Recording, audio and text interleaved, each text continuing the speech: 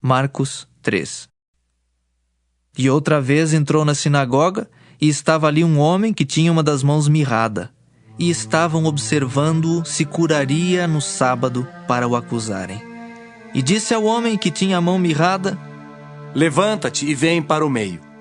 E perguntou-lhes: É lícito no sábado fazer bem ou fazer mal? Salvar a vida ou matar?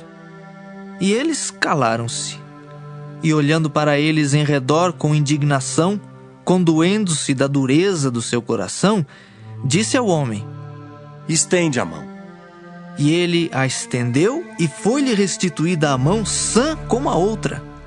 E tendo saído os fariseus, tomaram logo conselho com os herodianos contra ele, procurando ver como o matariam.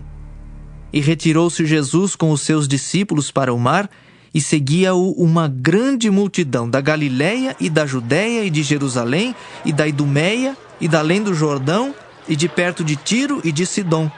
Uma grande multidão que, ouvindo quão grandes coisas fazia, vinha ter com ele. E ele disse aos seus discípulos que lhe tivessem sempre pronto um barquinho junto dele, por causa da multidão, para que o não comprimisse, porque tinha curado a muitos de tal maneira que todos quantos tinham algum mal se arrojavam sobre ele para lhe tocarem. E os espíritos imundos, vendo-o, prostravam-se diante dele e clamavam, dizendo: Tu és o Filho de Deus. E ele os ameaçava muito para que não o manifestassem. E subiu ao monte e chamou para si os que ele quis. E vieram a ele. E nomeou 12 para que estivessem com ele e os mandasse a pregar e para que tivessem o poder de curar as enfermidades e expulsar os demônios. Simão, a quem pôs o nome de Pedro, Tiago, filho de Zebedeu, e João, irmão de Tiago, aos quais pôs o nome de Boanerges, que significa filhos do trovão. André e Filipe, e Bartolomeu, e Mateus, e Tomé, e Tiago, filho de Alfeu, e Tadeu, e Simão, o Zelote, e Judas Iscariotes, o que o traiu. E foram para uma casa. E afluiu outra vez a multidão, de tal maneira que nem sequer podiam comer pão. E quando os seus parentes ouviram isso, saíram para o prender, porque diziam: Está fora de si. E os escribas que tinham descido de Jerusalém diziam: Tem Beelzebu, e pelo príncipe dos demônios expulsa os demônios. E chamando-os a si, disse-lhes por parábolas: Como pode Satanás expulsar Satanás? Se um reino se dividir contra si mesmo, tal reino não pode subsistir. E se uma casa se dividir contra si mesma, tal casa não pode subsistir.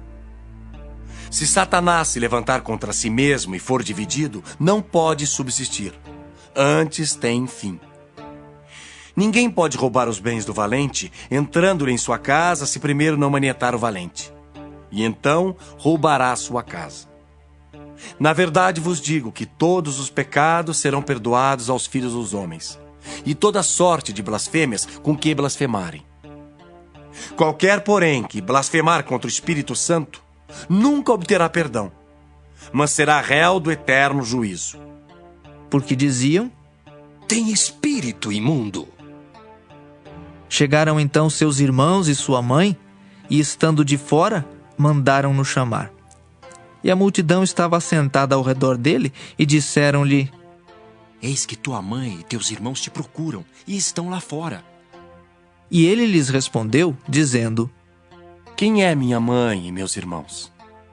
E olhando em redor para os que estavam assentados junto dele, disse: Eis aqui minha mãe e meus irmãos. Porquanto, qualquer que fizer a vontade de Deus, esse é meu irmão, e minha irmã, e minha mãe.